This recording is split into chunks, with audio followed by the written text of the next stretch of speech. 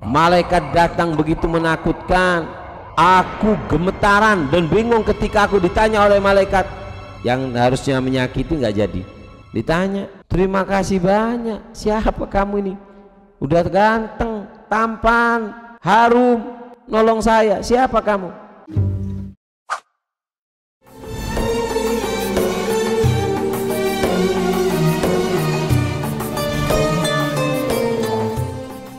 Salawat kepada Nabi Shallallahu Alaihi Wasallam dikatakan bahwasannya as-salat ala Nabi Shallallahu Alaihi Wasallam, salawat kepada Nabi itu diantaranya manfaatnya ada 4. Yang pertama tanfa, salawat kepada Nabi itu manfaat.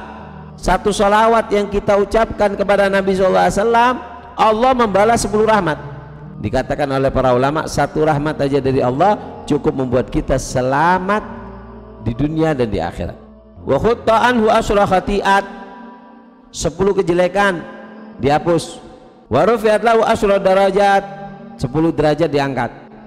Sekali orang berselawat, selawat itu sangat bermanfaat. Sampai dikatakan semua amal itu antara diterima enggak. Salat bisa diterima bisa tidak, puasa bisa diterima bisa tidak, haji bisa diterima bisa tidak. Tapi khusus selawat sebagai bentuk penghormatan dan Allah memuliakan kepada nabinya yang tercinta, sehingga sholawat, siapa orang yang bersolawat kepada Nabi Sallallahu Alaihi Wasallam dengan keadaan apapun Allah akan terima. Yang kedua tadfa, bisa menolak bala. Sampai dikatakan ra'a Shibli jaran lahu, Imam Shibli ini punya tetangga. Imam Shibli mimpi tetangganya ini di dalam alam kubur. Ditanya, bagaimana keadaanmu? Tetangganya mengatakan di dalam mimpinya, marrad bi ahwal azimah, aku menghadapi keadaan yang sangat menegangkan di dalam alam kubur. Aku gemetaran dan bingung ketika aku ditanya oleh malaikat. Malaikat datang begitu menakutkan. Kemudian aku bertanya, bagaimana bisa kok saya diperlakukan seperti ini di alam kubur? Saya ini matinya Islam, mati saya ini Islam baik. Kenapa saya di alam kubur diperlakukan kasar? Kata malaikat, benar, kamu mati Islam, tapi kamu punya mulut yang jelek. Kamu suka membicarakan orang, kamu suka mencaci orang, kamu suka lisan kamu membahas kejelekan orang. Kemudian malaikat itu ingin melakukan sebuah kejelekan kepada saya. Kemudian datang orang yang ganteng, tampan, harum, datang kepadaku. Kemudian ditolonglah orang tersebut oleh orang tampan ini, sehingga malaikat itu berbincang dengan malaikat yang harusnya menyakiti, nggak jadi ditanya. Terima kasih banyak, siapa kamu ini? Udah ganteng, tampan, harum, nolong saya, siapa kamu?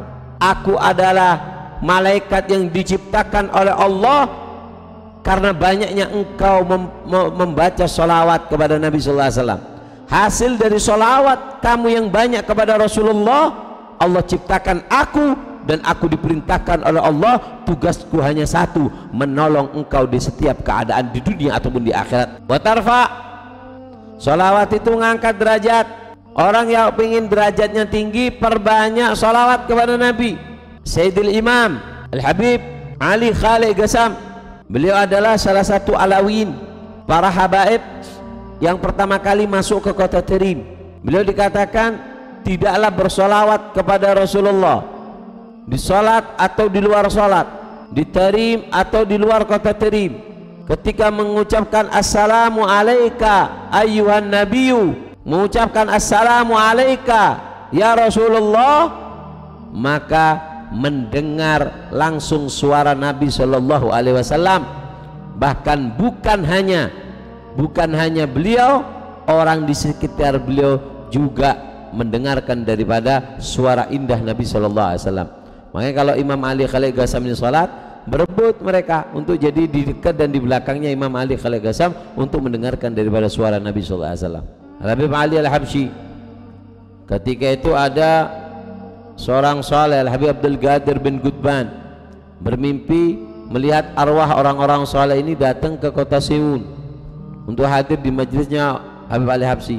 Ketika itu didatangi Habib Ali Habsyi, "Ya Habib, aku melihat arwah para sholihin hadir di dalam majlismu. Kok bisa mereka para orang-orang besar, mereka adalah kakek-kakekmu, datang ke majlismu? Punya apa kamu Habib?